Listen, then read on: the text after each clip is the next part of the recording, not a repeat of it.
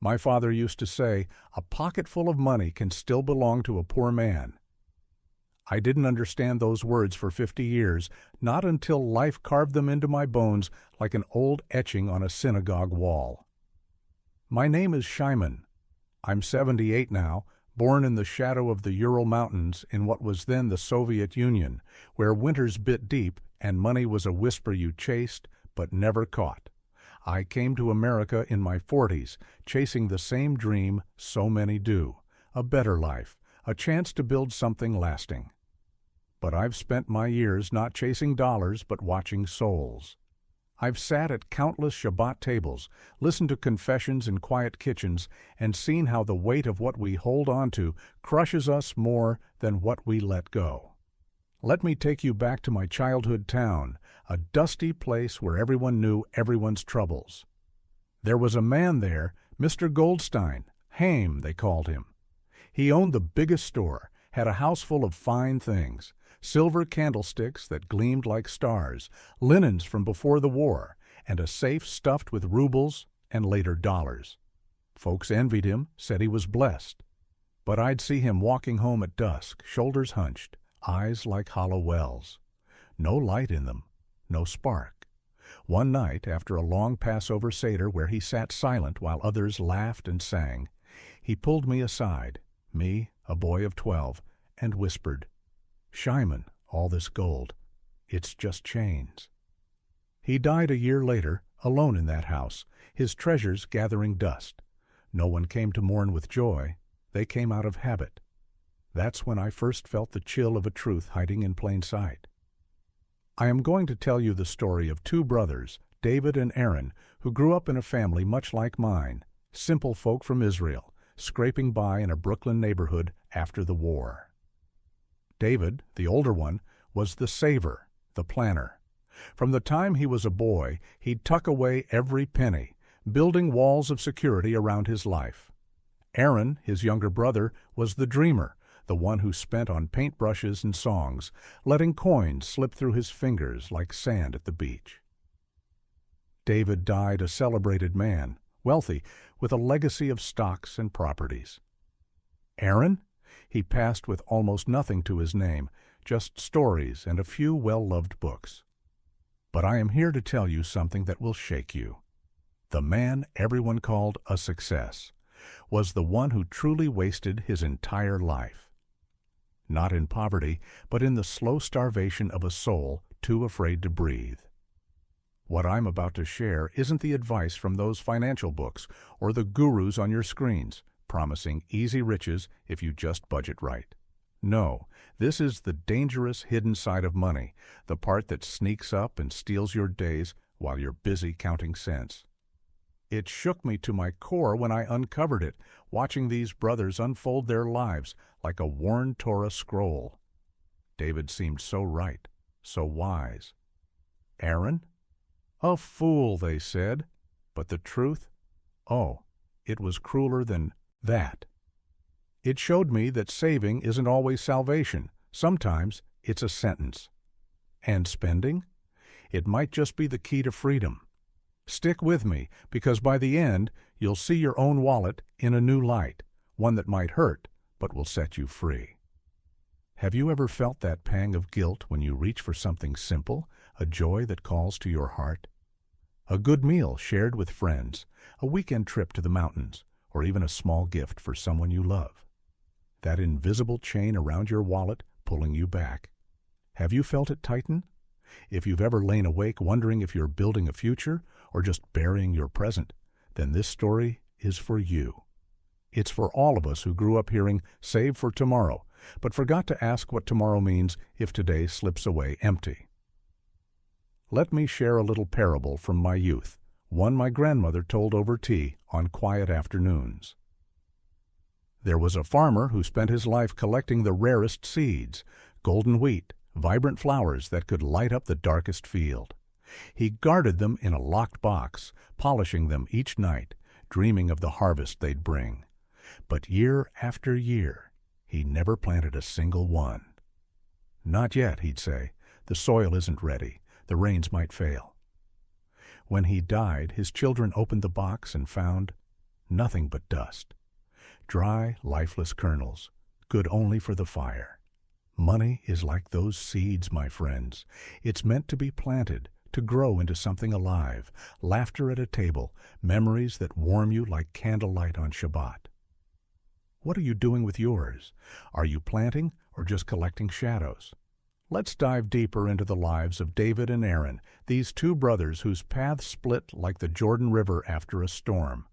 One steady and deep, the other wild and winding. I'll start with what seems like the solid ground we all stand on, the advice passed down from generation to generation. Save for a rainy day. It's simple, isn't it? Put a little aside each week. Watch it grow like yeast in dough. David lived this truth to the bone. From his teenage years in that cramped Brooklyn apartment, he'd take odd jobs, delivering newspapers, fixing neighbors' radios, and every dime went into a jar under his bed. For the family, he'd say, his voice firm as a rabbi's ruling. As the years rolled on, David's discipline paid off in ways that made everyone nod in approval. He married Sarah, a quiet woman with kind eyes and a talent for knitting afghans that warmed more than bodies. Together, they bought a modest house in Queens. Nothing flashy, but solid brick with a yard for the kids to play. David worked 2 shifts at the factory, then nights studying accounting books borrowed from the library. By his 40s, he had savings enough to send both children to college without a single loan. His son became a doctor, his daughter a teacher. The community admired him. David was the man you called when times got tough, the one who quietly loaned money, without interest, expecting it back when you could.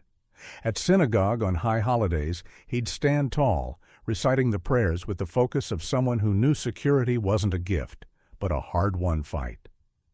See, folks would say, hard work and saving, that's the Jewish way. Build for tomorrow, honor your parents' struggles. And David? He smiled, his jar now a bank account swelling like the Nile in flood season. Life seemed perfect, a testament to prudence. But here's where the first shadow creeps in, my friends. Something I saw with my own eyes when I visited their home one crisp autumn evening. Sarah had invited me for tea, insisting I meet the family. The house was beautiful, don't get me wrong. Polished oak floors, walls lined with family photos in silver frames. But as we sat in the living room, I noticed the furniture, those fine leather chairs David had splurged on once, wrapped head to toe in thick plastic sheets, crinkling with every shift. The china cabinet gleamed with plates from their wedding, untouched since the day they were packed away. For special occasions, Sarah whispered when I asked, her voice soft with apology. David came in from the garage, wiping his hands on a rag, and launched into a lecture about compound interest, how every penny saved today buys freedom tomorrow. But his eyes darted to that plastic like it was a shield. The house was a fortress of wealth, yet it echoed like an empty shul after services. No music from a radio, no fresh flowers on the table, just the hum of the refrigerator and the weight of things never used. Saving for a rainy day? David had built an ark, but forgotten to live through the flood. Now let's turn to the other side of the coin, the first real twist in this tale. Enjoy the fruits of your labor. You can't save everything. Life demands you taste it, savor the sweetness before it sours. Aaron understood this in his marrow. While David tallied every expense, Aaron poured his earnings into the colors of living. He was an artist, you see, painting murals for local businesses, sketching portraits at street fairs. His money never stayed put long. A paycheck might buy paints for a community project or fund a backyard barbecue where stragglers from the neighborhood gathered, sharing stories under string lights. Aaron's home was a converted loft in the Bronx, walls splashed with his canvases, mismatched chairs around a scarred wooden table. Every Friday, he'd light the Shabbat candles and invite whoever knocked, widows from the old country, young couples new to the city. Eat, laugh, be alive, he'd say, passing the challah warm from the oven. His wife, Rachel, would roll her eyes but smile, knowing this was Aaron's way. money as a river, flowing to nourish wherever it touched. And it worked in its way. Aaron's life brimmed with connections that David could only envy from afar. His daughter grew up surrounded by artists and dreamers, learning to play the violin because Aaron once traded a painting for lessons. No grand house, no fat savings, but memories like jewels, trips to Coney Island on whims, where the brothers once raced the waves as boys. The community whispered about Aaron's recklessness, how he lived paycheck to paycheck, but they came to his table anyway, drawn by the warmth. "Life's too short for plastic covers," he'd joke, raising a glass of cheap wine. It seemed like balance. Save some, spend some, let joy weave through the days like threads in a tallet. Yet here's the twist that hit me like a cold wind off the East River, a secret Sarah shared with me years later, her hands trembling over a cup of chamomile. David, the great saver, had turned down a family trip to Israel, their granddaughter's bat mitzvah in Jerusalem, a once-in-a-lifetime chance to stand at the wall, to touch the stones where their ancestors prayed. "Too expensive," he'd said flatly, crunching numbers on his ledger. Sarah begged, the kids pleaded, but David saw only the dent in the savings, not the light in his granddaughter's eyes. She went without them, sending photos from the Holy Land, while David stayed home, polishing his tools in the garage. That refusal wasn't thrift. It was a wall, higher than any he'd built with bricks. Aaron, hearing about it, quietly paid for the flowers at the airport. Welcome back, not grand, but enough to say, "You were there in spirit." The brothers' paths crossed that night at a family dinner, David silent and proud, Aaron laughing to cover the ache. Saving for tomorrow had cost David today, and the family felt the chill. This brings us to the heart of it all, the psychological depth that no ledger can measure. Why do you save? It's not the act, but the root underneath, the soil where fear or love takes hold. David's saving wasn't born in a vacuum. It grew from the ashes of his parents' world. They fled Europe during the war, arriving in America with nothing but stories of loss. Homes burned, fortunes vanished overnight. "Never again," his father would mutter over dinner, clutching a worn photo of relatives gone. David absorbed that like a sponge, turning every dollar into armor against the chaos. He wasn't building wealth, he was barricading against ghosts. At synagogue, he'd daven with extra fervor on Yom Kippur, atoning not just for sins, but for the vulnerability money couldn't erase. It was noble in a way, honoring survival. But noble turns to chains when fear whispers louder than faith. I remember a story from their boyhood that Aaron once told me, over a game of chess in his cluttered living room. Their father, a tailor with calloused hands, gave each boy a few dollars earned from mending uniforms, David's for security, Aaron's for adventure. Aaron took his and bought medicine for a sick neighbor, old Mrs. Levy, who couldn't afford the doctor. The next day their father looked at Aaron with pride, then turned to David, still clutching his bills crisp and unspent. "Money is only worth what it can do for a life," the old man said, his voice heavy as unleavened bread. David's face hardened. He pocketed the cash tighter. That moment planted the seed. David spent his years proving his father wrong, stacking dollars like stones against the river of uncertainty. But the water always finds a way, doesn't it? Saving from love builds a home. Saving from fear builds a tomb. Aaron lived the lesson. David chased it, blind to the shadow at his own table. And that shadow? It wasn't poverty or waste. It was the enemy without a sword, sitting right there in the choices we make every day. Now let's peel back another layer, my friends, because the truths we've touched so far are just the surface of the water, ripples on a pond that hide the depths below. We've seen the saver and the spender, the fear and the flow. But here's a hidden law of life that the rabbis might whisper over a late-night study of the Talmud. The cost of a missed opportunity is often greater than the cost of a dollar spent. It's not about the money you part with. It's about the moments you let slip away, the connections you starve because your hand stayed clenched. Aaron lived this law without a book of rules, his heart open like the doors of a shul on Yom Kippur. Let me tell you a story from Aaron's life that still brings a lump to my throat, one he shared with me over strong coffee in his loft, the air thick with the smell of oil paints and fresh bread. It was back in the 80s when times were lean for artists like him, galleries closing, commissions drying up like the Jordan in summer. Aaron had a daughter, Miriam, sharp as a tack and full of fire, but her heart was set on a young man named Isaac, a violinist with dreams bigger than his pockets. Isaac came from nothing, scraping by on gigs in smoky bars, his fingers calloused from strings and struggle. David, ever the protector, took one look at him and shook his head. A musician? He'll drag her down, Aaron. Save her from that life. But Aaron saw something else, the spark in Isaac's eyes, the way he played melodies that made your soul ache with hope. One evening, after a particularly rough week where Aaron's latest mural payment fell through, he came home to find Miriam crying. Isaac had been offered a spot at a conservatory in Boston, but the tuition was a wall too high.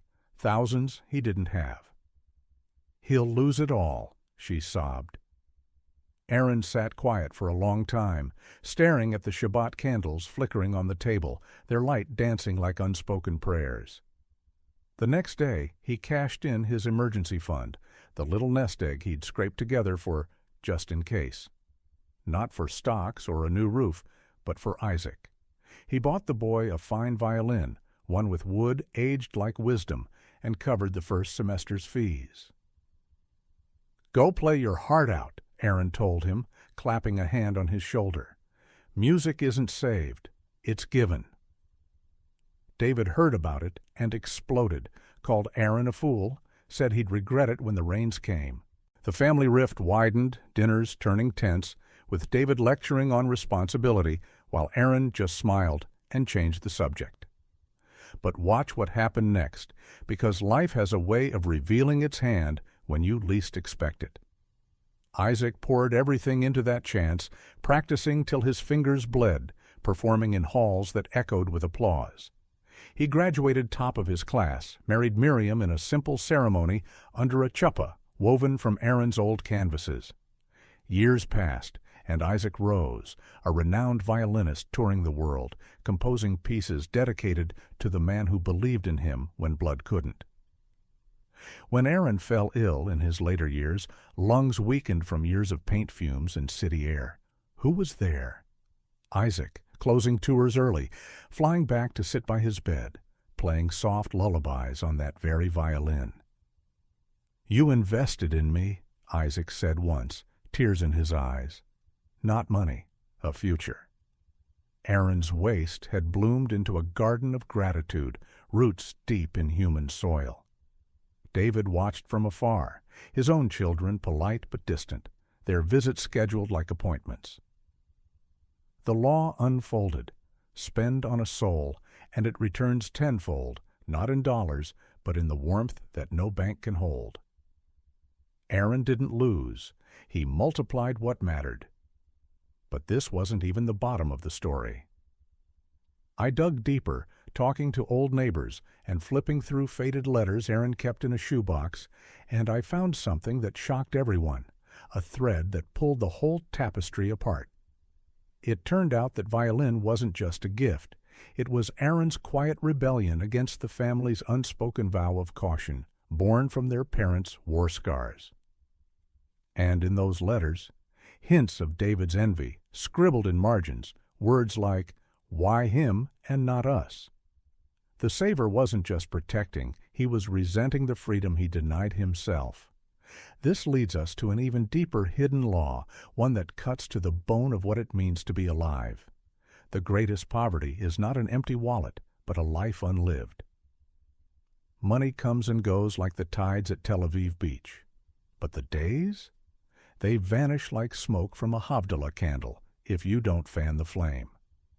In their final years, the brothers' paths converged in ways that broke my heart to witness. David, now in his 70s, sat in that plastic-shrouded house, his accounts fat with interest, a retirement portfolio gleaming like polished silver. He'd achieved it all: the lake house upstate, paid in full, donations to the synagogue that earned him a plaque on the wall. Neighbors stopped by with envy, asking for tips on stocks. But alone at night, with Sarah gone to her sister's for a week, he'd wander the rooms, turning lights on and off, the silence louder than any symphony. His children called from afar, successful, yes, but their voices carried obligation, not eagerness. "Dad's fine," they'd say, but I saw the hollowness when I brought him meals from the deli.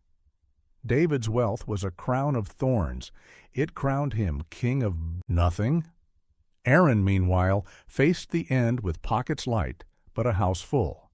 His loft had become a hub for the extended family, grandkids sprawled on rugs, drawing with his old charcoals, while Isaac's quartets filled the air on weekends. Money? He'd spent the last of it on a community art class for neighborhood kids, teaching them to see beauty in scraps. When the doctor came with the news, cancer spreading quiet like a thief, he didn't rage against the bills. Instead, he planned one last big Shabbat, inviting the whole block. Tables groaned under potluck dishes, brisket from Rachel's recipe, kugel bubbling with cheese, wine flowing freer than advice. Laughter echoed till dawn, stories weaving like the fringes on a tallit. Aaron died peacefully a month later, surrounded by those faces, his hand in Miriam's, a sketch pad still open on his lap. The funeral? A celebration? Music, tears mixed with songs, people sharing how he'd touched them. No grand estate, but a legacy alive, pulsing. And here's the twist that hit like thunder on a clear day, the one that left me staring at my own reflection for nights on end. I was there at David's bedside in his final hours, the beeps of machines a grim minyan. He'd called me, voice weak as a whisper in the wind. As the family stepped out for coffee, he gripped my arm, eyes wild with what he'd buried for decades. "Shimon," he rasped, "I have millions in the bank, millions, but I'd trade it all for just one of Aaron's loud, messy Shabbat dinners. Remember that vacation we canceled 20 years back? The one to the Grand Canyon, kids begging with those maps? I said no, save the cash for better. Now, I see canyons in my dreams, empty ones, no echoes. Tears carved paths down his cheeks, not for the money, but for the life unlived, the chances hoarded like miser's coins, now cold and worthless. Aaron had spent and been rich, David had saved and starved. The poverty wasn't in the ledger, it was in the laughter never heard, the hands never held. A paradox sharper than any knife. The man who feared loss lost everything that counted. And in that confession, the hidden law shone clear. Life's true fortune is spent, not stored, or it rusts away like unplanted seeds in the dark. And now, my friends, as the threads of this story pull tight, like the fringes on a tallit after a long prayer, let's weave them together into the picture they were always meant to form. We've walked through David's fortress of fear, Aaron's river of life, the missed chances that cost more than gold, and the quiet poverty of days unlived. The central mystery, the one that kept me up nights, staring at the ceiling fan turning like unanswered questions, was never about who saved more or spent wisely. It wasn't the dollars in the bank or the laughter at the table. No, it was something far simpler and far scarier. The story was about fear itself, dressed up as prudence.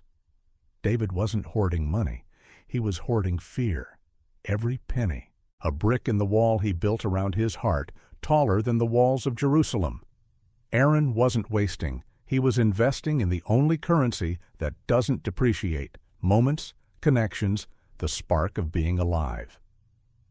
Their father's words from boyhood echoed through it all. Money is only worth what it can do for a life. David proved it by negation, turning abundance into absence.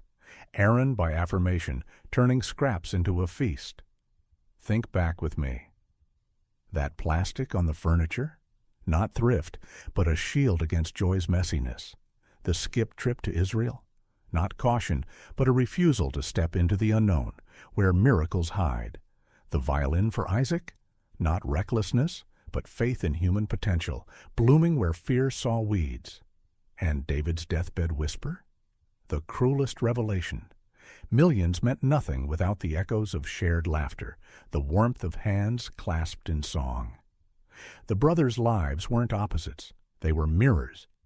David's saving starved his soul, leaving a tomb of treasures. Aaron's spending fed his, leaving a legacy that lived on in faces and stories. The paradox cuts deep. You can be a financial success and a human failure. The numbers on your statements are just ink if they stand as monuments to a life too afraid to unfold. It's not about balance sheets, it's about the stone in the heart, heavy with what we deny ourselves. I saw it in Chaim Goldstein from my youth, in the brothers, and if I'm honest, flickering in my own choices. The truth hurts because it's a mirror. Hold it up, and what do you see? A saver or a liver? The enemy without a sword sat at their table, and perhaps at yours too. But knowing this doesn't have to leave you in the dark. It can light a path if you're willing to walk it. Let me share a simple ritual, one I've practiced myself in quiet mornings, born from old Jewish ways of reflection, like the Modeh Ani prayer that starts the day with gratitude, but turned inward to face the shadows. Call it the weekly joy deposit. Every Sunday after services, or just with your coffee, take a moment alone. Pull out your wallet or check your phone, whatever holds your money, and pick a small amount, say $20, nothing that strains. Not for bills or savings, but for pure, uncalculated joy. It could be a bouquet of flowers for your table, a ticket to a park concert, or treating a neighbor to ice cream on a walk. As you spend it, pause and say aloud or in your heart, "This is my deposit into life, not an expense, but an investment in my soul's account." No guilt, no ledger, just the act, like lighting a candle on Shabbat, watching the flame dance without worry of wax dripping. Do this weekly and watch what happens. At first it might feel like Aaron's foolishness, that tug of old habits pulling back. But over time, it chips away at the fear, like a drop wearing down a stone. I've done it. Bought tickets to a Yiddish theater show last year, sat alone in the crowd, laughing till tears came, feeling Aaron's spirit in the applause. It doesn't erase the past, but it reclaims the now. For those heavy with David's weight, this ritual is your conversation with the shadow. Acknowledge the fear, then step past it. It's not magic or a scheme. It's a mitzvah to yourself, honoring the life you've been given by living it. Start small, but start. Because the greatest poverty ends not with more money, but with the courage to let some flow free. In this you'll find the catharsis, the release of what was hoarded, the blooming of what was planted. And in that freedom, true wealth whispers, "You're not your savings, you're your choices." And so we come to the heart of it all, the ultimate secret that the brothers' lives unveiled, like the final page of a well-worn book of Proverbs. It's not a rule to follow, not a tip for your ledger. It's a deep psychological law, as old as the stones of the Temple Mount. The purpose of money is to be used up. Think on that. Money isn't a treasure to bury or a fortress to defend. It's a candle, meant to burn bright and give light, warmth, guidance through the night. Hoard it, and it sits cold in the dark, wax hardening into nothing. Spend it, wisely, foolishly, on joys or souls, and it illuminates, connects, transforms. David's millions were a snuffed flame, potential wasted in silence. Aaron's coins were fire, scattering sparks that lit up lives long after the wick was gone. The law isn't about getting more. It's about the alchemy of release. Your wallet holds not wealth, but possibility, a tool for living, not surviving. Clench it too tight, and you choke the very breath of existence. Let it flow, and you discover that true fortune isn't accumulated. It's expended in the act of being fully, messily human. This truth shook me because it reframes everything. Poverty begins not in an empty pocket, but in a life too guarded to give. The biggest betrayal isn't losing dollars, it's betraying your own spark by never letting it shine. What do we do with this then? We don't run from the fear that David carried like a stone in his heart, or pretend Aaron's way was easy. No, we look our demons in the eye, accept the shadow they've cast over our choices. It's never too late to strike the match. Start that weekly joy deposit. Say yes to the small adventure. Invite the lonely to your table. In facing the fear, we free ourselves, turning hoarded regret into lived grace. Hope lies in the balance. Save for storms, yes, but spend for sunrises. Honor the past without letting it chain the present. Aaron taught us to plant the seeds, David the cost of not. Together they whisper, "Your life is the greatest fortune. Invest it boldly and watch it multiply in ways no bank could dream." If this story touched your heart, please share it with someone who may be forgetting to live in the present.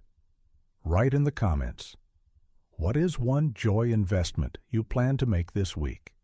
And subscribe to continue untangling the most complex riddles of the human soul with me. Take care of yourselves. True wealth isn't what you save. It's the life you dare to spend. Shalom.